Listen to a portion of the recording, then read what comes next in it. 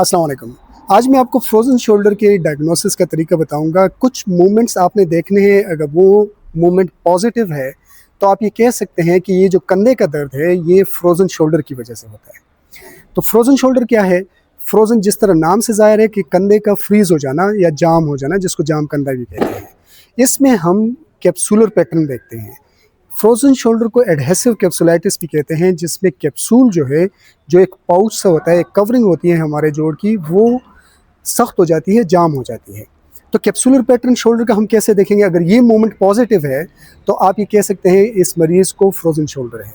सबसे पहले एब्डक्शन, मरीज़ को कहना है कि हाथ नीचे छोड़ दें और इस हाथ को ऐसे ऊपर उठाएँ। जब मरीज़ ये हाथ ऐसे ऊपर उठाएगा, तो इसमें उसकी मूवमेंट कम होगी, क्योंकि फुल रेंज तक वो नहीं लेके जा सकेगा और उसको दर्द भी होगा। एक ये मूवमेंट, साइड से हाथ को ऊपर उठाना। दूसरा, आपने मरीज़ को कहना है कि अपने हाथ को अपने सर के पीछे रखें। तो जब वो सर के पीछे रखेगा, तो कंधे में दर्द होगा। तीसरा, आपने मरीज़ को कहना है कि अपने कमर के पीछे हाथ ले जाएँ। तो मरीज़ कमर के पीछे जब हाथ ले जाएगा, तो उसको पेन होगा। तो ये 3 मूवमेंट में अगर मरीज़ को पेन हो, दर्द हो या रेंज कम हो, मुकम्मल रेंज में वो ना ले जा सकता हो, तो ये इंडिकेट कर रहा है कि इस मरीज़ को फ्रोज़न शोल्डर हो रहा है। अब जनरली उसको क्या प्रॉब्लम होगी? मरीज़ हमेशा जब भी कोई काम करेगा, हाथ मतलब आस्तीन पहनेगा, तो उस टाइम उसको तकलीफ़ होगी। नहाते वक़्त वो कमर के ऊपर साबुन नहीं लगा सकेगा, उसको तकलीफ़ होगी। बाल कंघी करते वक़्त उसको तकलीफ़ होगी। तो ये चीज़ें सारी इंडिकेट कर रही है फ्रोज़न शोल्डर। अब अगर किसी मरीज़ को फ्रोज़न शोल्डर है, तो मैं आपको कुछ एक्सरसाइज़ेज़ बता देता हूँ। वो एक्सरसाइज़ेज़ आप करवा के इस प्रॉब्लम से छुटकारा हासिल कर सकते हैं। आपने क्या करना है? आप उठें ज़रा।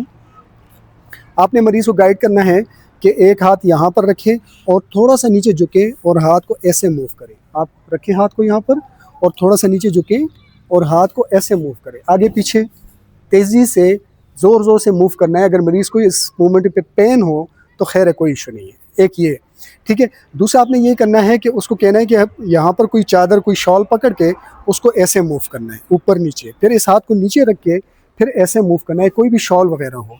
तीसरा, वो अपने वॉल क्लाइंबिंग, मतलब दीवार के ऊपर हाथ को ऐसे ऊपर करेगा, तो इससे उसकी रेंज जो है वो इम्प्रूव होगी, इंक्रीज़ होगी। इसके बाद नेक्स्ट आपने कहना है कि ऐसे हाथ करें, आप फुल रेंज में नीचे मूव करें और फिर ऊपर उठाएँ ऐसे, ठीक है। ये रोटेशन करनी है। इससे क्या होगा?